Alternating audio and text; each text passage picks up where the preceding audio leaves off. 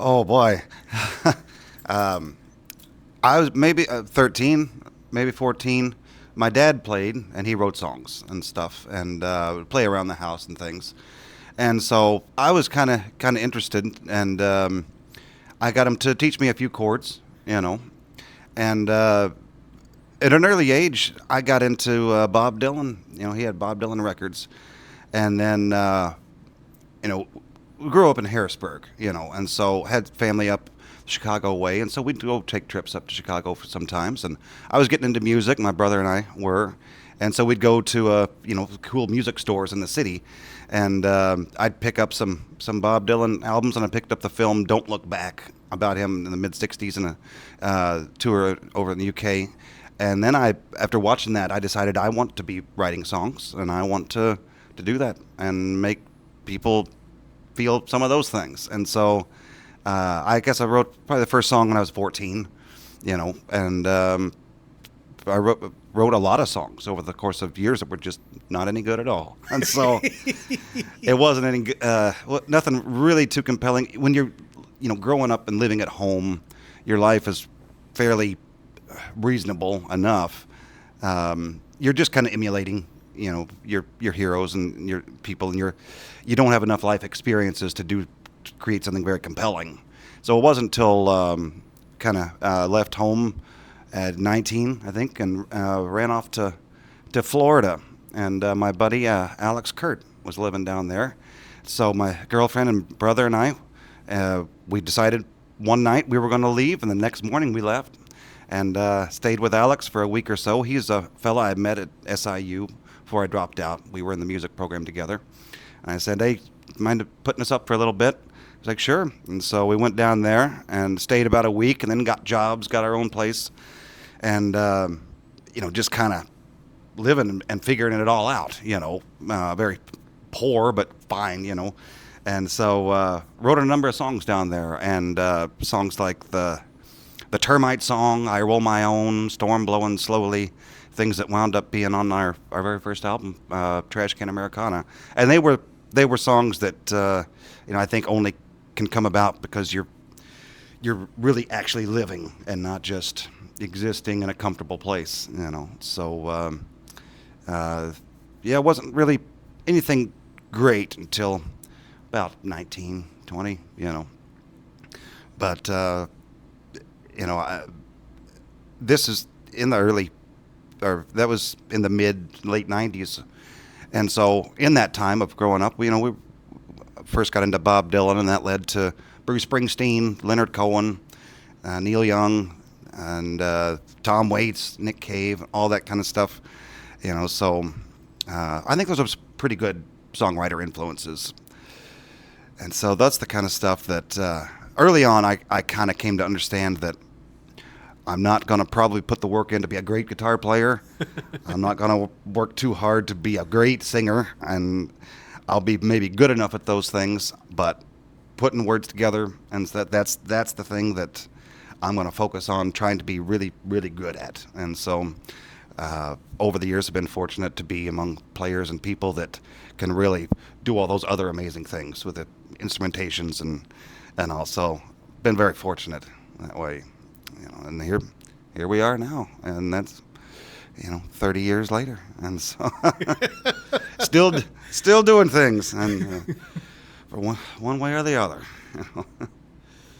Just staying the course. Putting the words together. Yeah, that's what we're doing for the 117th episode of the WTF Carbondale podcast, where we talk to interesting people about their interesting lives, and we tie it all back to this little old place we call home, Carbondale, Illinois, of which there are fewer, more interesting people, arguable to say, than Mr. Hugh DeNeal. Well, I'll take your word for it. Very kind of you to say. Oh. Very good to be here. And it's not just for show of the podcast, man. I mean, listen, you know, you've got this this level of mythicness around the tale of Hugh DeNeal that is, right, whatever that may be. You know, I know nothing of the depth of this, so I'm excited to explore, here and now, like Well, the okay. the entirety of the story. How was your first, like, being from Harrisburg? What was your, like, first early connection to Carbondale? Like, did Dad ever, like, bring you over here? Oh, and be yeah. like, this is what's going on around here, son. My folks came over here a lot and spent a lot of time at Morris Library on campus. And my folks did a magazine called Springhouse Magazine, and it was a lot of Southern Illinois history and other different things. And so, in addition, my dad wrote a book, Night of Another Sort, about Charlie Berger, back when I was a kid. I think it came out in '81. Yeah. So there was a lot of involvement, also in a bookseller, and they'd come over to SIU Press and get books, and they would sell them at various events as well as the magazines and their own. So there was a lot of coming over, and as a kid, before, when I was just had to go along for the ride because that's where the parents went, and could get really bored pretty easily unless it's like, all right, we're going to go to the mall, but then got to a certain age where, all right, we're going to go spend amount of time at the Morris Library, and I found the floor that had a lot of sheet music and things on it, so I would get these the sheet music that had classic rock songs and things, and I would spend some money photocopying and learning how to play a bunch of songs that way, and when I was 14, 15, and stuff like that, and then going to the music stores, and so spent a lot of time at the Plaza Records and Record Exchange and Second Chance and all, and browsing through vinyl and buying cassettes, even used cassettes. It sounds kind of quaint a bit, but gathered up a lot of music. So Carbondale was a place that this is where the stuff happens, and I knew it was obviously a college town, but there was a vibrant scene of music, and would pick up copies of this early publication called Nightlife and all, and seeing everything that was going on in there. And so in time, I think at least by 16, I had a band, a handful of us, my brother and some friends. And we entered Are you the younger or the elder brother? I'm the younger. My brother's almost 2 years older than me. Okay. And so we entered the Soundcore Battle of the Bands. And so first show ever played in Carbondale was a place called T-Birds beneath ABC Liquors. And so first time ever in a bar, first time ever seeing how people in bars acted and other bands and things. It was just did not have that kind of access over there. And of course our parents had to come along because we were, I think the oldest one of us was 17 and all, and so there was a 14-year-old in the group, and we didn't play very well. We made a lot of racket. The nature of the band was, despite my interest in the songwriters like Dylan and Leonard Cohen, and the band was kind of in that noisy kind of grungy Nirvana. Even Velvet Underground-ish kind of stuff. We kind of like the wild, loud noise and chaos mixed with some quirky songs, and but we didn't necessarily pull it together in a way that didn't sound like a bunch of kids making a bunch of racket, somewhat. And the reaction was not, oh, look at these kids, doing their thing. It was boos and jeers, and really, that was kind of how it was for a bit. But it almost kind of had this sort of defiant spirit of like, oh, well, we'll show them next time, Yeah. And so did that a few times. Wound up playing, I remember being 16, a place called Flickers, and it was down, the Evolve building is there now. It was on the bottom floor. So played there, and I think the fellow who booked that didn't even, like we sent a demo tape or something, and it was trying to pull something together, probably didn't even listen to it, and said, hey, how much do you want? And like, I don't know, how about $100? I thought, surely that won't be the case. And he said, okay, sure, we'll do it. And it was a packed house of kids there, all underage and drinking, I'm going to say this is 1994 or 5. That place didn't last too long, but that was the first paying gig in Carbondale. And they also hated us, it was, kind of a little intimidating and scary. And so the first several gigs, always kind of went into it with this mentality that we're going to upset people, and we're not going to be welcomed, and especially after we play a little bit, we're going to be very unwelcome. But it felt like that's the kind of punk rock spirit, and so I did that, and then this is all still while living at home, going to high school in Harrisburg, and so then. I played in some kind of different incarnations of things. Things evolved a little bit where I put down the electric guitar and played acoustic guitar more, and then moved down to Florida. And when Alex was living down there, this is after dropping out of school, and so we were playing some songs together. We even played at a place down in Sarasota that. He worked at as a coffee shop, cafe place, and there was nobody there, but this was down on Siesta Key, and there were numerous bars kind of right in a row, so we kind of played to the next bar over because there were people at this daiquiri bar, and so we played, these new songs, I Roll My Own, the Termite song, Storm Blowing Slowly, and stuff like that, and those were the first times Woodbox Gang songs got performed, 1997 or so, and then wound up coming back, both of us individually, moved up to Utah. He went off and I was a wildland firefighter in Colorado, but wound up both back in Southern Illinois by 2000. And so, my brother and I, were kind of playing. We played Melange Coffee House, and then we played. I was got a copy of the Nightlife, seeing what was going on. Found a place all the way in the town of Cobden I'd never been to before, a coffee shop called the Yellow Moon Cafe. Yeah. And so they had us come play for tips, and they really, really embraced this stuff that we were doing. And Alex came back, and he about 6 months later, his first show with us, I think, was about March of 2000. And so from there, can really thank the Yellow Moon Cafe down there as a place that kind of nurtured the development of things, because it was all very fragile and flighty, and and we just kind of kept going and had better and better shows, and more people were showing up and singing along and knowing what we were doing. And so we better make a recording. And so we did a home-based recording, and then met up with a fella, Mike Lascelius, who had been doing a radio show on WDBX and all. And so he had a recording studio, and he invited us to come out and check it out. And said, okay, we'll start recording. And so in, I think the summer of 2000, we recorded our album Trash Can Americana, put it out in 2000, I think, and kept playing more shows. We'd play down at the Lick Creek General Store, wild times down there, and started, really gaining some momentum. And I was still trying to finish it up. I dropped out of SIU, but then went to Southeastern Illinois College over there and got a associate's degree in computer networking. And also, I was still in school, and I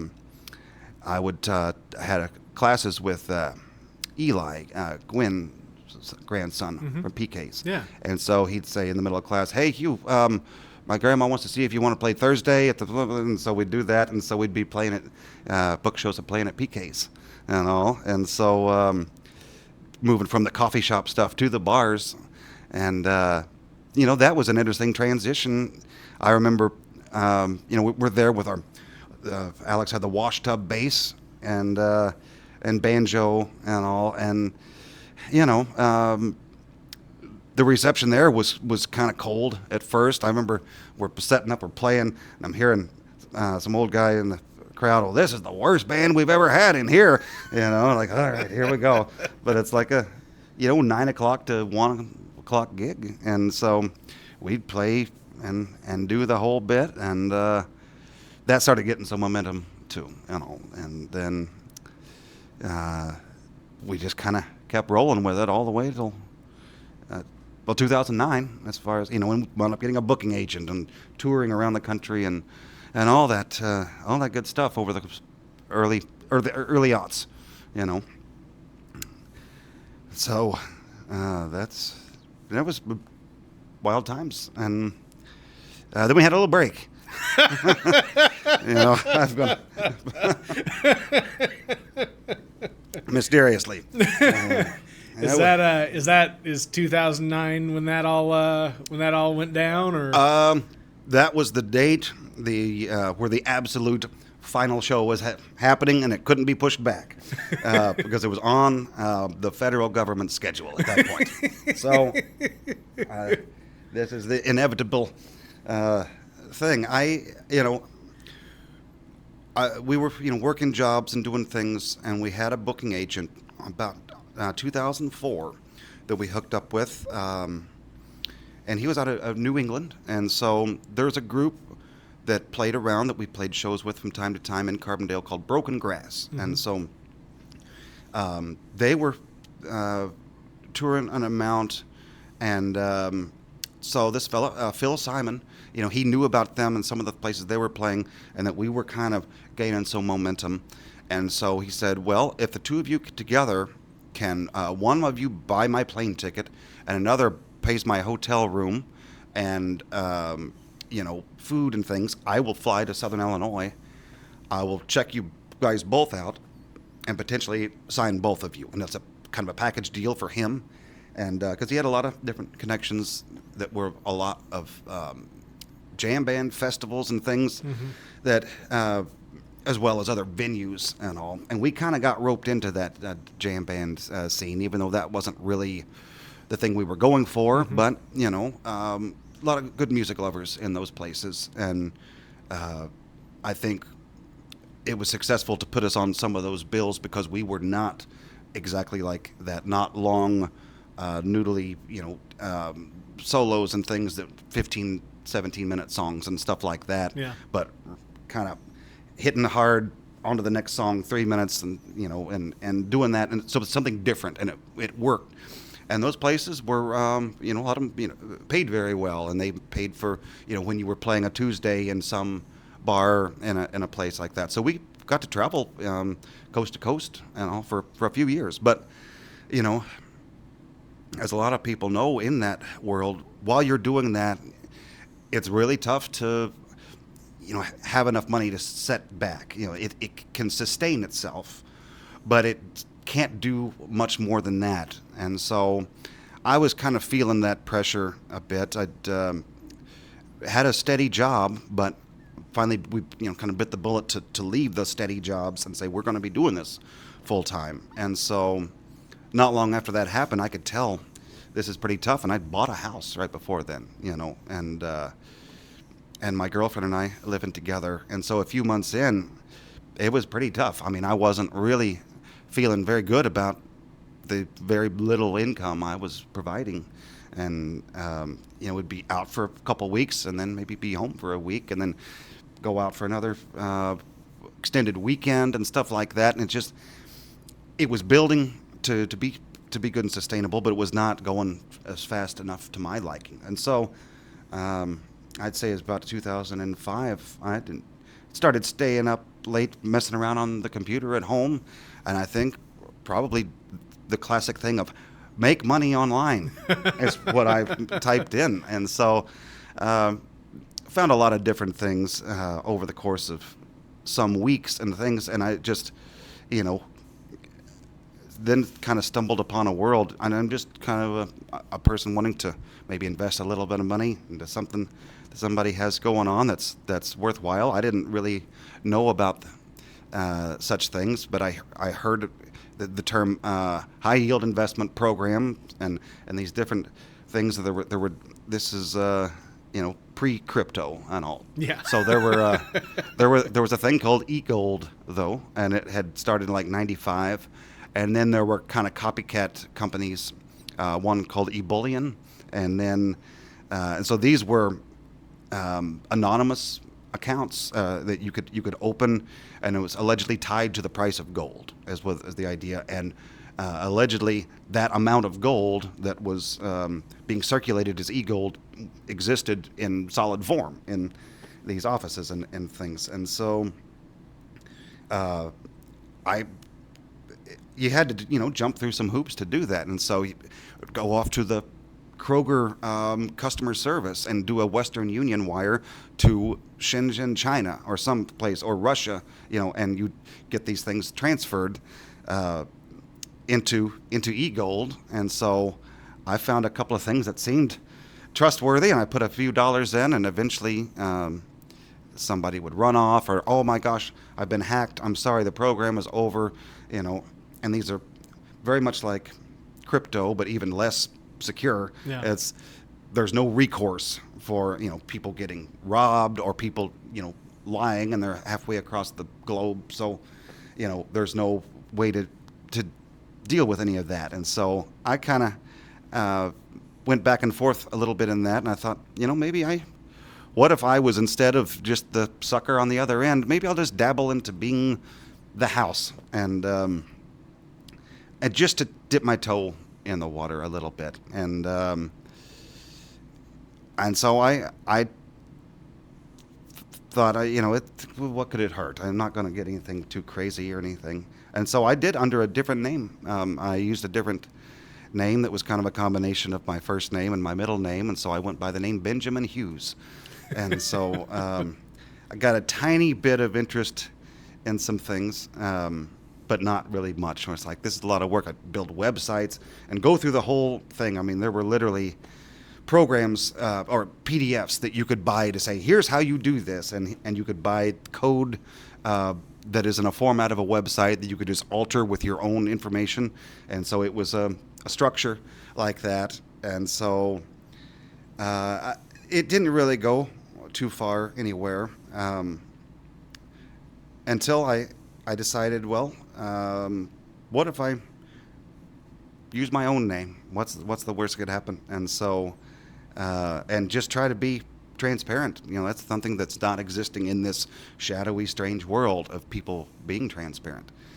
And so there were forums where people existed on message boards and places, and it was a very active social atmosphere, kind of pre-social media. I mean, I guess MySpace existed, but this was pre-crypto, pre-social media, but people are still hungry for the same things. And also just prior to the real estate crisis bubble of 2008, Mm-hmm. So every bit of real estate was overvalued.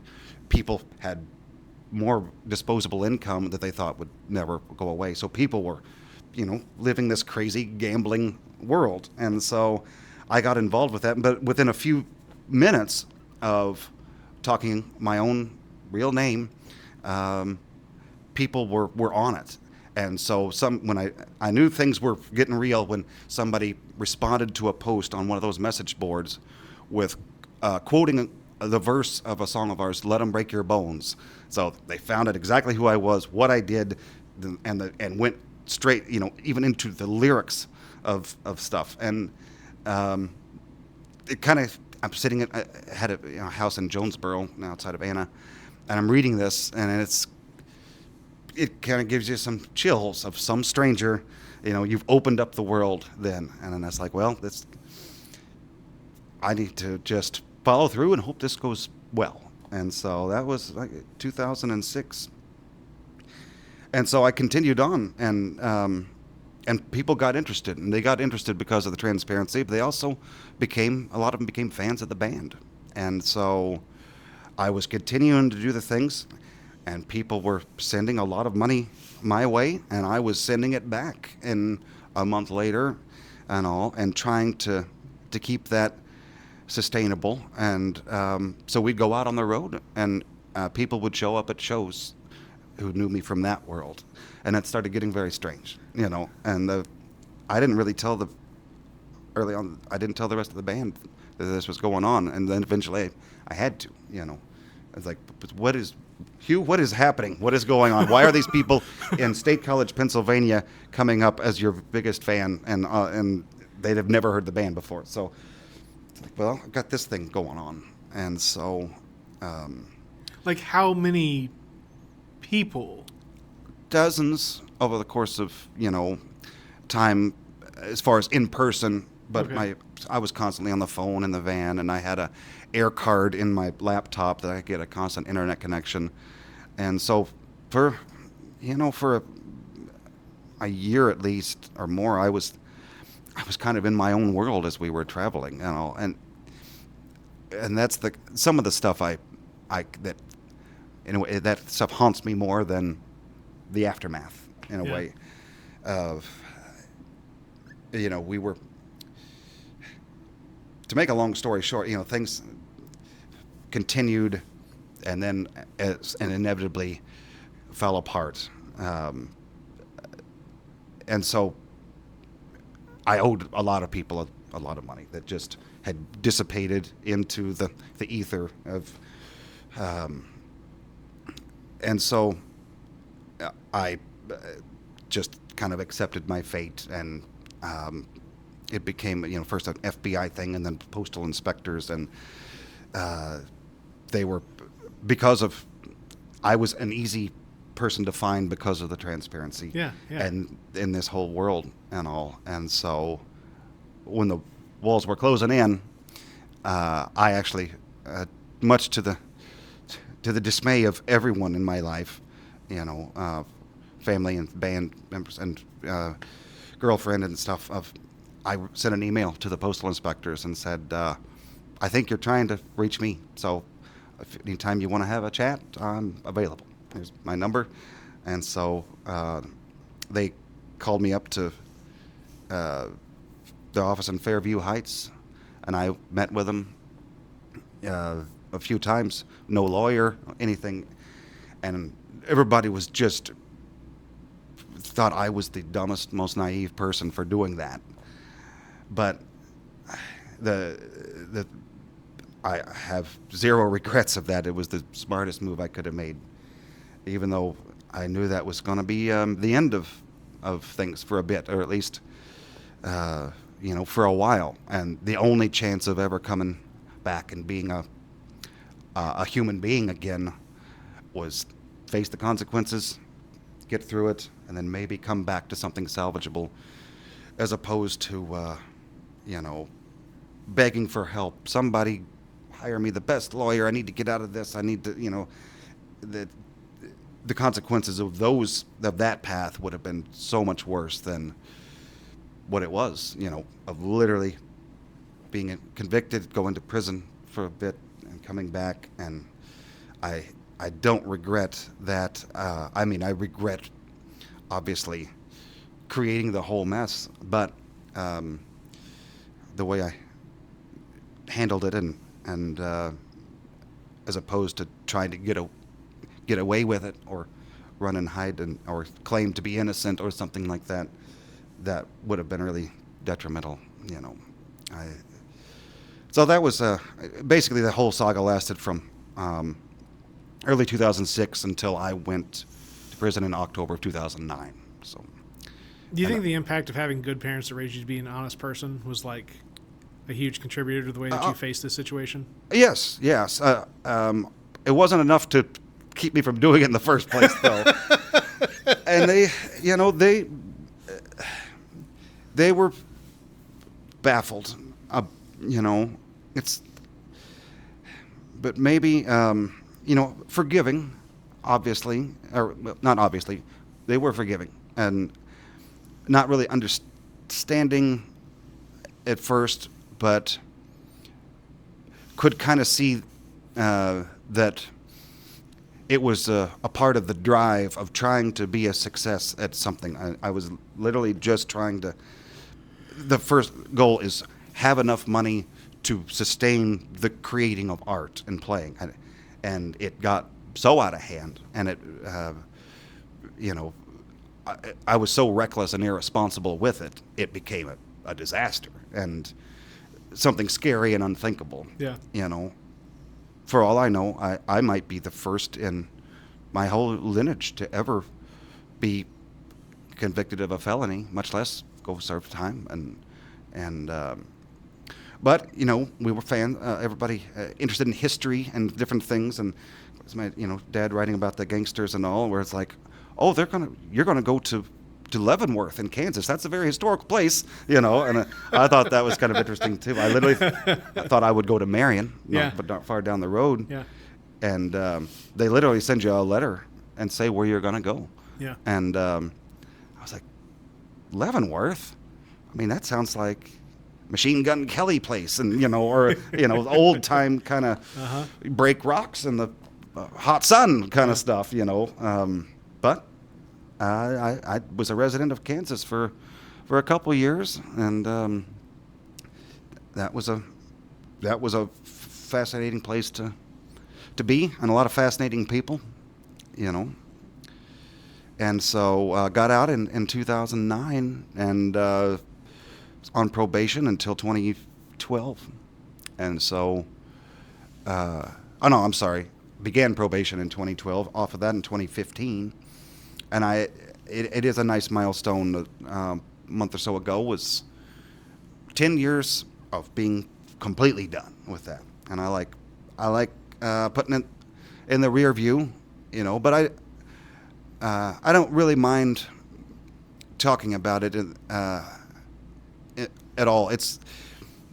I think there's something about when you come to accept that your life is not going the way you anticipated that it would, but accept that it has gone the way it is, and that is your journey, that is your story, that you can find yourself to be a whole lot of a happier person and an optimistic person, as opposed to just saying life is bad because it went so sideways. I have a great deal to be grateful for, and I feel very fortunate in all of what I've done, even in the things that were dark. And while I don't like the pain that I caused in that, I know that I became a better, more humble person, and more responsible and respectful person. I was kind of a maniac, and I didn't really have a problem with busting through the barriers that my good parents and other people kind of laid as the bounds of morality of how to conduct yourself in life. I didn't mind pushing through those, and it was hard sometimes to tell the difference between pushing through things that are technically against the law and taking a chance to write songs and go play a bunch of original songs in front of a crowd of strangers, and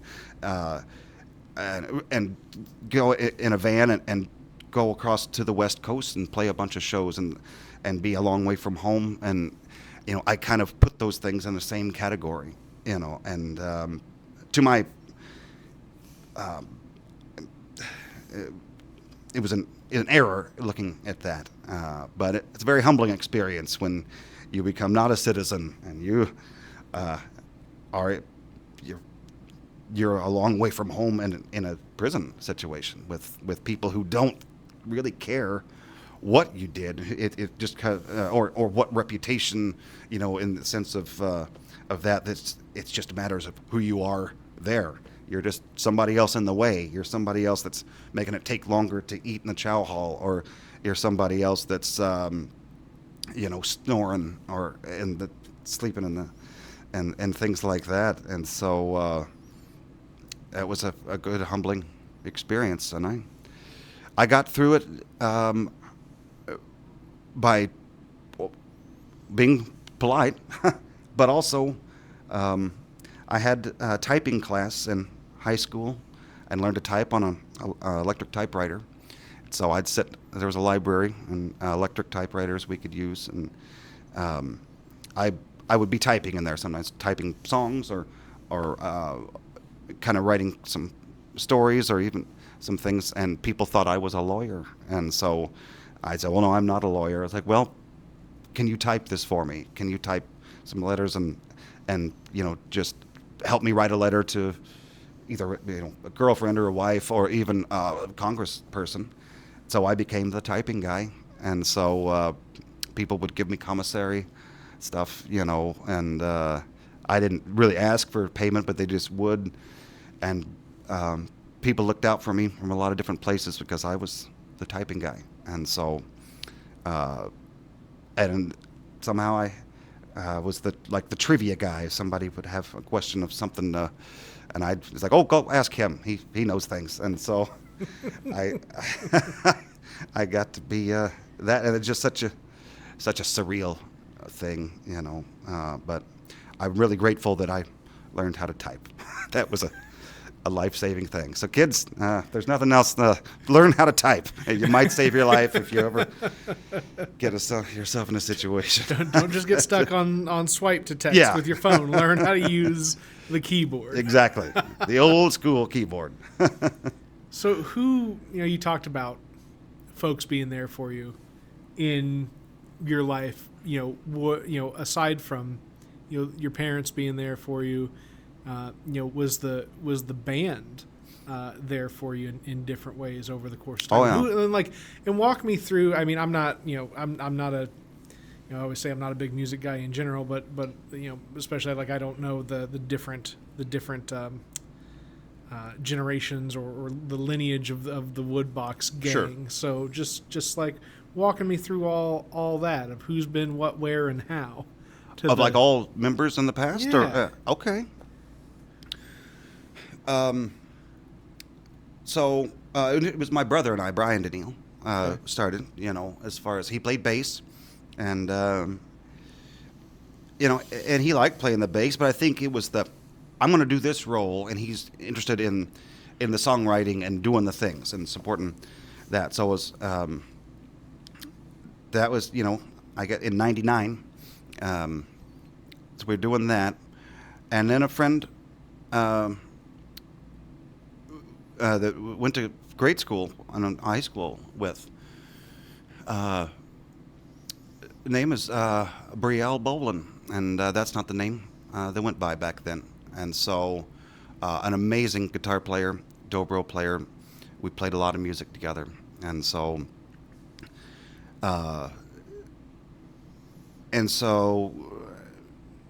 they left kind of 2000-ish, and then but Alex got back from Colorado, and so when Alex came back, he came back wanting to form a band.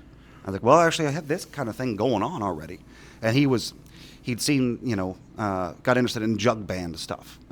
So got to go a lot of shows, like in Boulder, Colorado, was where he lived and stuff. And was that before Boulder, Colorado was cool? No, I think it was developing that way. That there were some old school folks that he worked with grumbling about all these Californians coming in, so late 90s, and so I think probably in that mix of mountain town becoming something different that might be maybe what it is now. But so he got to see a lot of that stuff and exposed to a lot of those things, and so he the washboard, the upright bass, or the gut bucket bass, he wound up, I think, with a didgeridoo, just because you do. Why not?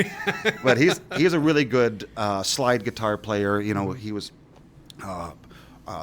hero were those old blues guys, Robert Johnson and different people He's like like that. a professor of music, something or other, right? Is that what he does now? He's an audio professor there we go. now. Thank yeah. you. Thank you. But early on in 95, we met and having classes together at the School of Music here, and the vocal classes and piano classes and classical guitar even, and neither of us wound up following through with those, but we met and wound up hanging up. But so when he came back, and we were all back in Southern Illinois, we were playing those shows, and so like the Yellow Moon and different things as a trio, and then Ratliff Dean Tebow, he'd been playing with a few different groups, with the Mojo Deans, with Joe Swank and some other folks, and some other different things. He kind of said, I'm going to join your band, and he was a friend already. He's a good guitar player, and he's like, all right, can't hurt to have 6'7" guy who looks kind of scary to help us out, but super fun to be around, and good musician, and could kind of be the life of the party, and so, and then Alex's buddy Pete McCraven, they used to play in a group called Soul Dog that played Carbondale in the early mid 90s and he was playing some lap steel and drums. A really good drummer. And so then Pete kind of moved on more to the string stuff, and then Chad Schaefer joined playing drums. He'd been playing with Tim Whiteford's group. They were called Terra Firma, and then they became the Rum Runners and different things like that. And so he kind of switched from that and came over and played drums with us for a couple of years. And then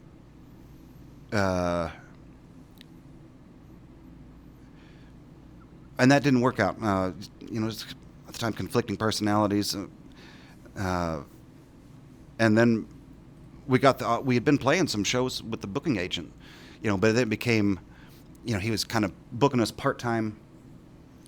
And this is like in 2005. But he said, I can get you guys on this tour that's going to involve these festivals. They're all the way out in Montana. And then we'll continue on down into California and stuff like that. This could be like a 2-month affair. Mm-hmm. But you guys have to, make a move here. You can't just...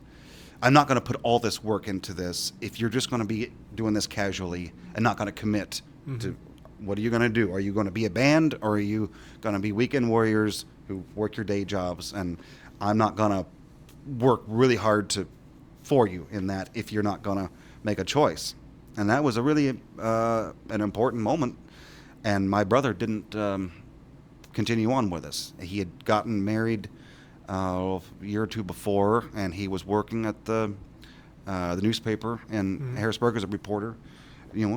Great writer, great reporter. He did not want to leave those things. Yeah. And so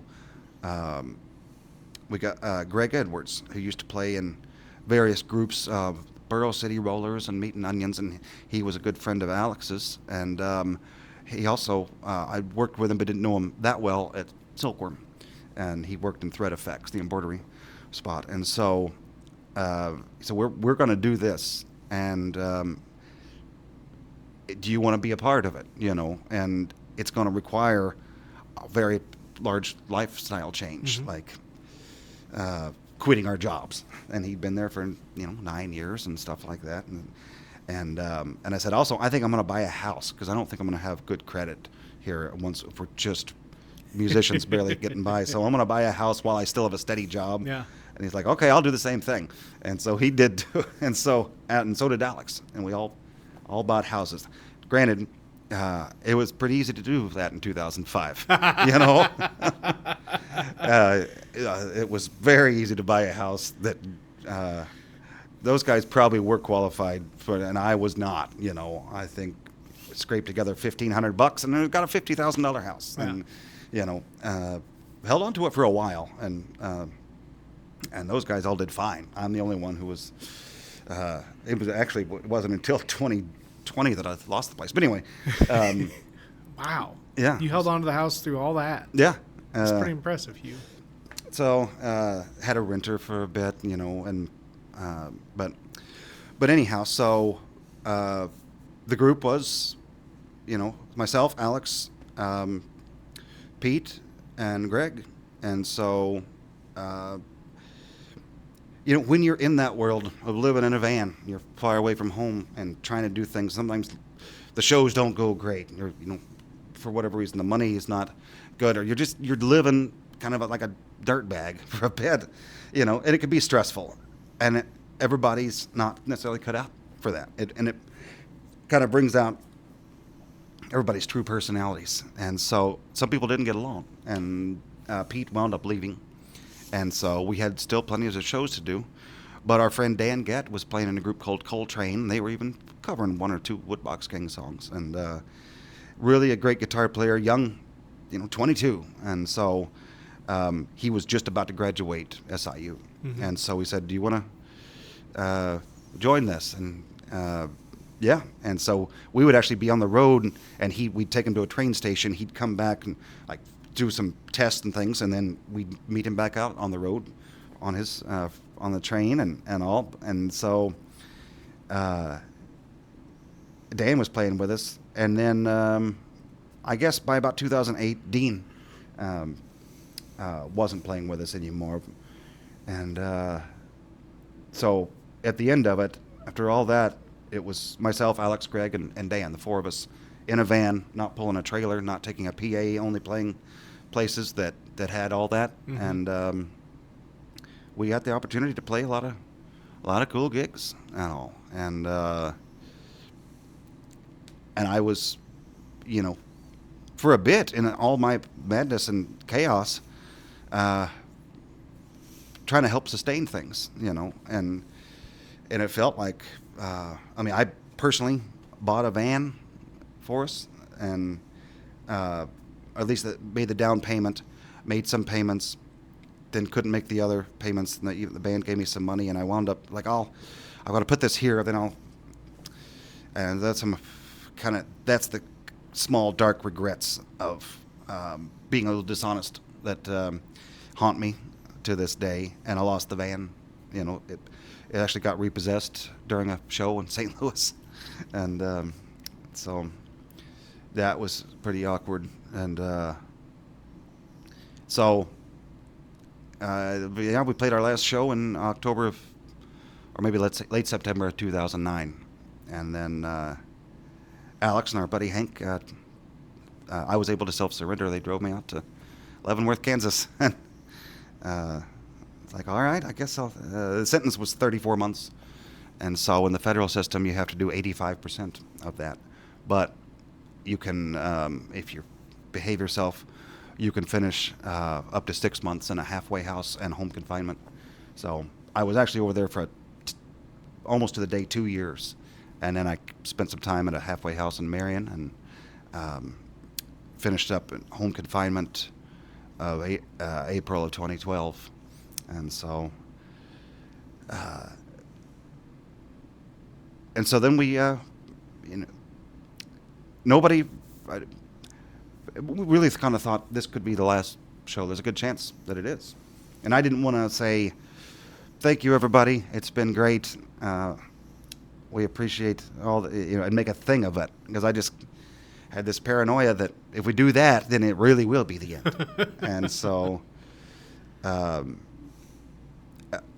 things that really haunt me when I stay up too late by myself, maybe have a few drinks or a few puffs or whatever, that I think about is how all those guys had to put their lives back together, and not under any kind of spotlight or any kind of story. There was a film made about the whole thing, and in the nightlife they wrote some things in the Southern and the Daily Egyptian and all, and it was about me, and I really let those guys have to just redo their whole lives because of my choices, and that's the stuff that really, and obviously we're still here. There's understanding, and I've had some late night texts, drunk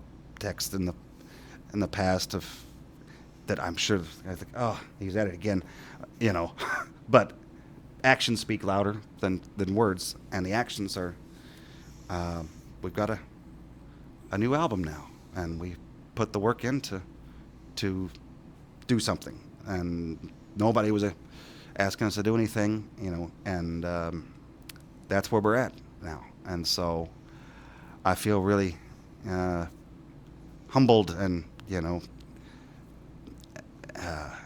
so fortunate that to be with those guys, for them to find it still worthwhile, and it has been a very fun year-long process in getting to where we are now, and getting to be able to do this show and put this new album out with brand new stuff. And I'd say nearly none of it references, only one song references prison. and it's not a song even about me, but inspired by some of the people I got to encounter there. And so it's been pretty fun and pretty cool. And so we've played, one or two shows over the last few years. Really grateful for Pos Music Works and what they do with the Little Grassy Get Down at A Touch of Nature and all. So they've invited us to play for the last several years, and so we can kind of count on that. and then got to play the Eclipse show in the Varsity last April.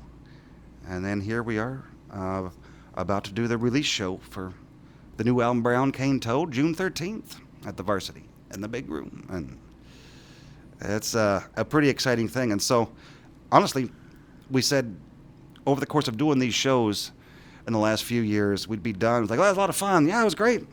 Like, man, it'd be cool if we could actually get together and write some new stuff, maybe. And it's like, yeah, but life gets in the way. And it was finally after the Eclipse show last year, we're like, let's make a date this summer to literally get together and be in the same room and write a new album. And so Alex lives up in northwestern Missouri, teaches there at the university there. Why did I think that he was out in Virginia for some reason? No. Somewhere else. So he's not that far off. I mean, it's Missouri's a little farther than you think, but it's so basically go to Kansas City, hang a right, and go to the northwest part of the state. It's like a 9-hour trip or something. Okay, so it's like a full day's drive, but it's not like he's 2 or 3 days or a plane ride or whatever away. There's a and Dan's out in Denver, Colorado. Okay, so that's a little bit of a hike. So he'd fly into Kansas City. We'd go out and I meant to mention Nate Graham is the bass player now. I didn't get him in there, so he started playing with us.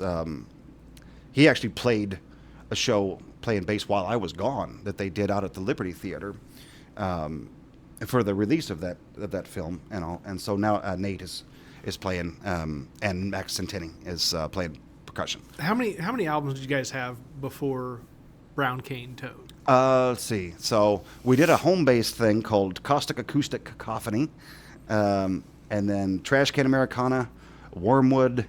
We did a live album at Muggsy McGuire's called Showdown. Ooh, and there's a name I've not heard in a while. Yeah, we played a lot of shows out there. It's basically back and forth between Muggsy's and the Hangar. Yeah, and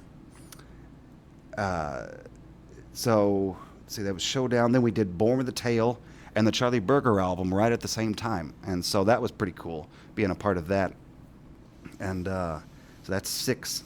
Then we did Drunk as Dragons, and we did live at Hangar 9 that we released, and White Trash Voodoo. That's 9. And so then once I got back into the world in 2012, we released one called Glorious Scars. So that would be 10.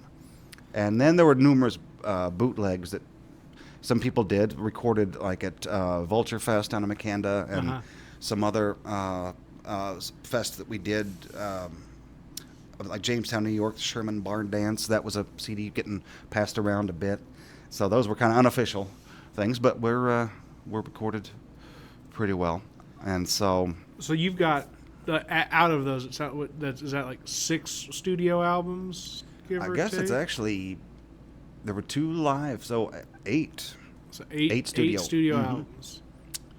So that puts you near 100 songs, original songs. Oh yeah, and because a lot of those first albums had 15, or I think Born with a Tail might even have 18 songs on it, and we really tried to max out the, 75 minutes or whatever, and so that you could get on a single CD. Yeah. In fact.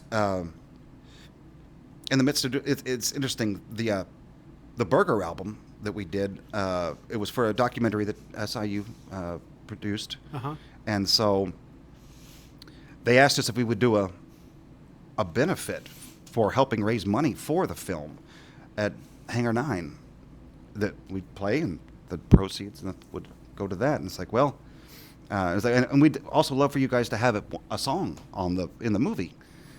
And they're like, okay, well, here's the deal that we'll commit to. We will do the benefit, but we get to do all of the music and release an album of it. And so, because it was going to be a compilation of numerous local artists and friends and things. Yeah. Nothing against them, but it's like, we want to do all of it. And they said, okay. And so I think it turned out to be a good thing for all parties involved. And so we wrote stuff for the film that, and some of, instrumentally, and others, with vocals. And a lot of people kind of got turned on to us from that album because of the history and the association, and not from seeing us play. But anyway, we were doing that benefit show, and it's like, darn it, tonight's the night that Jello Biafra is doing his talk over at the law building, and I want to miss it. Oh well, we'll play this show for free. And so, lo and behold, after the talk, somebody brings Jello to the hangar. Said, you got to check out this band, and talked him into coming and checking it out. So we met him, and it was ironic. We're doing all these kind of old timey songs that even more covers than we would typically do because of what went up on their like old public domain stuff. Mm-hmm. So he saw us, and kind of stayed in touch over the course of about 3 or 4 years. And we went out and played in San Francisco. And he came out to the show and actually invited us back to his house, and we talked. And we had just put out the Drunk as Dragons album, and it was only like 45 minutes long.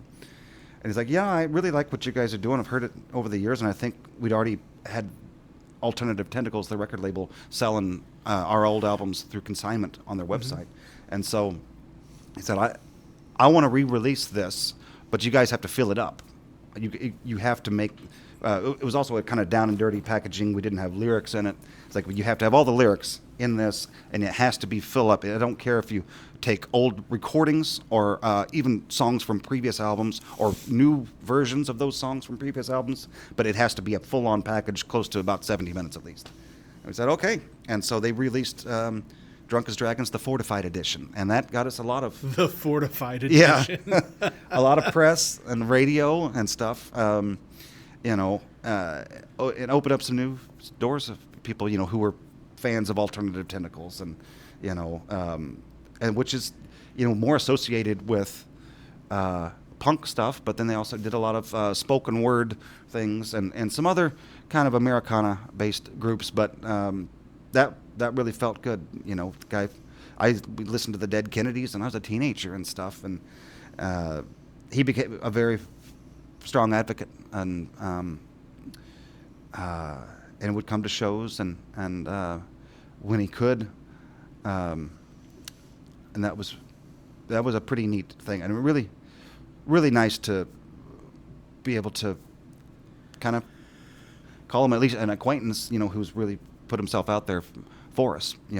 Really appreciated what we were doing. It's really, really feels nice when somebody you admire that much is a big fan, and not just a fan, but willing to invest money into doing it, And so that was a very fortunate thing. Do you feel like this album is part of you being able to put back into your friends and bandmates who you feel like you took away from so many years ago, put back into them the opportunity to be seen and to give more stories forward? I mean, do you feel like continuing this project is kind of your recompense on some of this? I think the best way to make up for letting people down, and really, and is not long-winded apologies, and which I'm sure you are exceptional at, my friend. Where it's almost worse than the actual offense, but becoming reliable, and doing the things that you need to do, and being as good of a friend and bandmate as you can be, and in a ways that, and putting the work out there, and making the songs be as listenable and exciting as possible, and putting in that hard work, and I think that's the only way that people can kind of make up for things like that. And so in our situation, it's an eager, happy thing to make trips out there to, while even it could be inconvenient, but to Alex's place, and to really work on the stuff when you're not there, but knowing how important it is to literally be in the same room and doing the stuff, as opposed to just remotely, or I haven't got around to that, and being accountable, and following through with the things that you say you're going to do. And I think that's the only way that can kind of make up for that. And as a result, I don't think these guys. I don't know that. I mean, it's not even for me to know if they spend any time at all dwelling on the past. I think we're all really focused on the right now of what we have going on, and that's where we're at. And so I want to break in there real quick. Sure. I want to talk about the here and now, and I will talk about more broadly. Okay. You guys have a level of story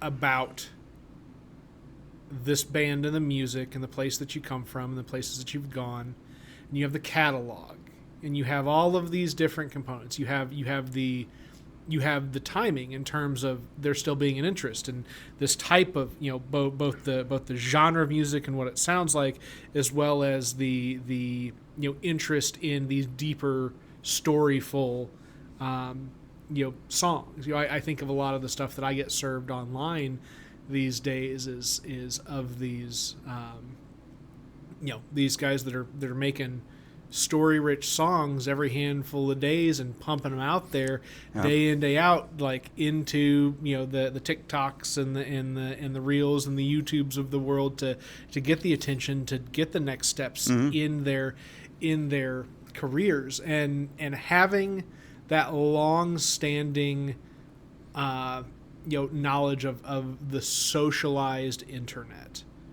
right? I won't say social media, quote unquote, but talking about growing up in the era of forums, growing up in this in this evolving socialized internet space, right? You understand the core of what it is to communicate online. So one thing that I'm getting at here is do you see an opportunity or even an interest amongst the band to delve into what it would be like to we'll say internetify the band in such a way that you're pursuing a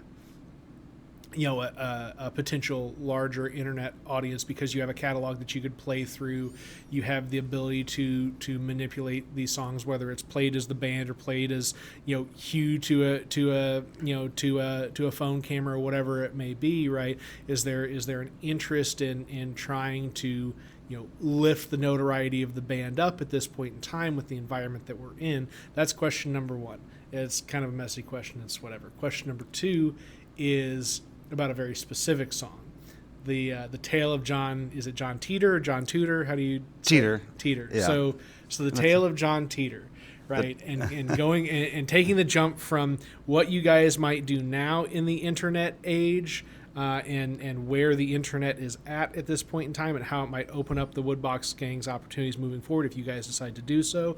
And also, like, having been around the internet for such a time that you could write a song like The Tale of John Teeter and like tell a tale that is like this core like internet history thing. Well, I will have to say, the song "The Tall Tale of John Teeter" is not actually a Woodbox Gang song. They never played it. Now, it's a song I wrote. It was on a solo album that I did write, that Mike Lascelius produced, actually, at Miss Under Studio right before I went off to prison. And so it was on there, the album called A Restitution. And but it totally could have been a Woodbox Gang song in the sense of its nature and its structure, but that it is about a specific sort of a thing, in the early days of the internet and all. And I think I know the things that I am interested in, and they've gotten a lot of me in trouble, but it's also I like writing about those things, and I like and the new album, there's a lot of talk of media and technology in it, while still existing with the same kind of framework of the Americana-based music, going along with, some current and difficult subjects in that realm. And I think we've kind of done that a lot for our whole existence, as far as I'm talking about just the nature of songs. Yeah. I mean, our second album, we have a song, The .com Machine. It's about, child predators, meeting people online and stuff. And it even came out a year or so before that Catch a Predator. It's like, all right. But anyway, it was this exact story of that. But anyway, that's always been kind of the nature of the things that I've been interested in, like a timeline has shifted, and we might be playing a banjo and playing a very kind of familiar sounding tune, but the content of the song is something removed from what you would expect. And that's, I've always enjoyed that world and that juxtaposition, and I think it's been really good. As far as your first question, if I think I'm hearing it right, as far as we live in a world. Are you guys going for TikTok fame? That's all I'm asking. Can we expect for we the live in Woodbox Gang to blow up on? Driving around in a van and playing in dive bars and putting up posters is not the only way to make things happen. Yes, we understand. And so I think there are more opportunities due to the technology than there were when we were really kind of going at it. And so I think there's also something to be said. We've been fortunate to have a very loyal audience and fan base and people that really support what we're doing, and they like the music and they like the songs and albums and the memories of seeing us and looking forward to seeing us play again. And in some ways, I think that appeal could have something to do with us not making 30-second reels on TikTok and doing that sort of make sure to like us and subscribe, everybody, and all that stuff that you have to do, allegedly. The fact that we're not doing that, I think, might be an appeal to some folks. Now, that being said, it's foolish not to take advantage of opportunities that various technologies offer, and being able to do things, I've made some YouTube videos on my own and talk some rambly things, talking about some things, even talking about prison stuff, and that have nothing to do with music, and so some different things like that, and kind of giving that a go, but not necessarily in the most hardcore committed way. Yeah. I think it would be cool if this new album, we've already got some press and some things of people that are fans, and they follow us on social media enough that they say, oh, they're making a new album, and they write about it a little bit and stuff like that. That's all happening, and I'd love for more of that to happen. And we want to get the music out there. We want people to make it be as accessible as possible.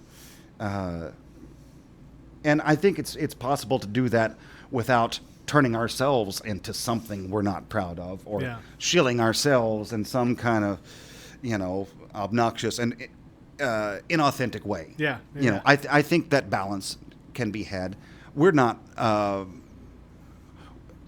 everybody has some lives to live and do, and sometimes we have some ideas, but not necessarily somebody who can really follow through on some of that stuff that's outside of that. So, any help in that, I think we're definitely open to what the possibilities are, and coordinating to play perhaps more shows than we have done in the recent years.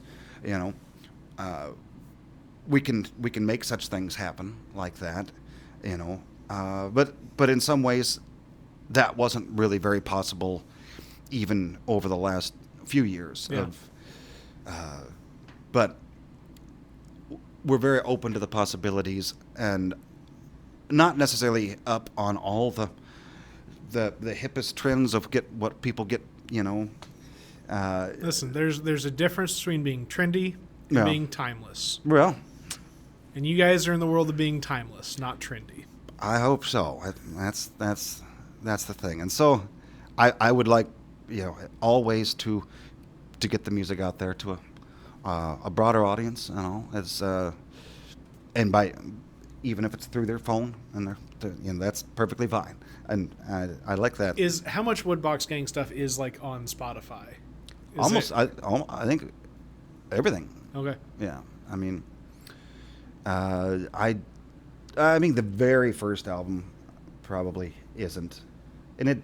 But there's a pretty significant Oh, yeah. Almost all the studio albums. I think all the studio albums, and even I think there's even a couple of bootleg stuff that's on Spotify.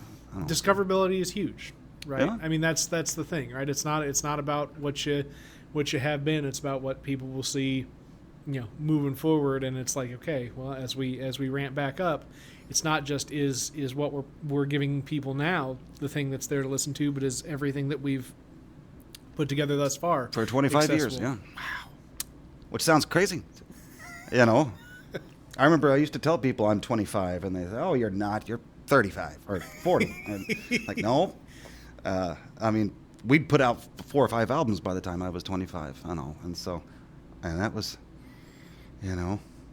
closing in on 25 years ago. And it is wild that, when you start talking numbers like that.